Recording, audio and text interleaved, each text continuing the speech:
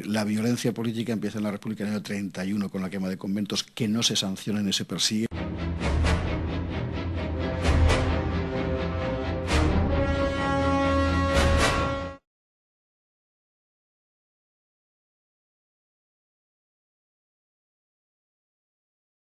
En un momento en el que la guerra civil es uno de los temas en los que más libros se publican, de los que más se lee, ¿por qué crees que tu libro no es algo más, ¿no?, sino que es un libro, pues digamos, pertinente y necesario, por así decirlo? Bueno, yo no sé si es necesario. Algo más es...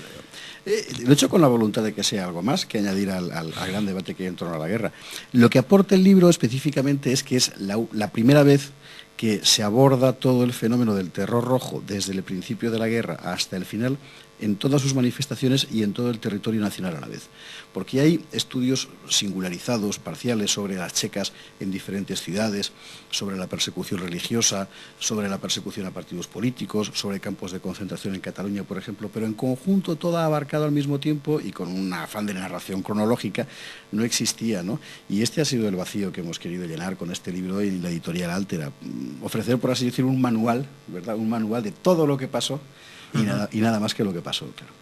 Como he dicho en mi presentación, en el libro también habla del terror blanco, ¿no?, que fue el que se dio en el otro lado. Y al ver un poco cifras comparativas, leer un poco de cada parte, la pregunta que surge es, ¿hubo buenos en esta guerra? Porque siempre se habla en las guerras de buenos y de malos. Sí. Y en esta se ha hablado mucho de buenos y de malos. Sí. ¿Realmente hubo buenos o la verdad es que todos fueron más bien malos? A mí me parece que en la guerra civil, en todas las guerras civiles, todos son malos.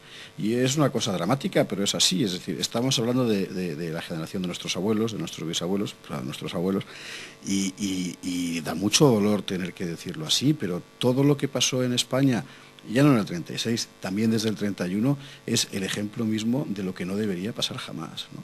Y se llegó a una guerra civil y se llegó a esa explosión tremenda de terror en los dos lados por la incapacidad de una sociedad, de un país y muy especialmente de sus élites políticas, intelectuales, etcétera, para tratar de gobernar la situación. Es decir, la guerra civil española y la gran represión política en los dos bandos es el ejemplo mismo de un país que ha fracasado por incapaz. Esa era una de las preguntas que quería hacerle, porque en la guerra civil hablamos obviamente no solo de lo que es el conflicto armado en sí, que provocó pues miles y miles de muertos, pero también, y casi diría yo que y sobre todo, del conflicto tras los frentes, es decir, más Claro. allá de lo que es de lo que debería haber sido la guerra en sí, que ya es bastante malo de por sí. ¿Por qué cree que la guerra civil generó esa espiral de violencia, además en ambos bandos?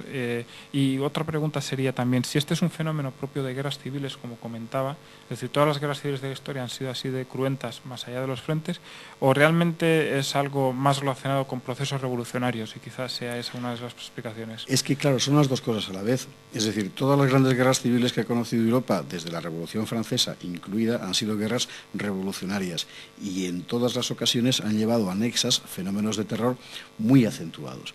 El terror durante la Revolución Francesa, que es bien conocido, fue terrible.